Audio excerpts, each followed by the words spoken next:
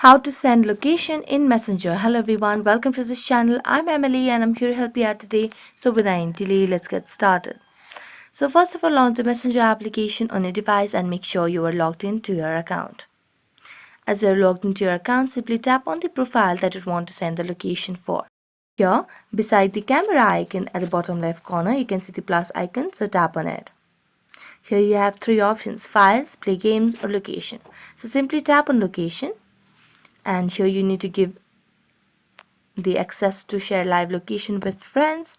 So allow the live location and then tap on allow. As you do that, you'll be able to give the location or share your live location over here. So you can simply share on the live location and then tap on send. And as you tap on the send option, you can start sharing live location for 60 minutes. So simply tap on share, and as you do that, you'll be able to send the location in Messenger. So that's it. Thank you so much for watching this video. See you next time.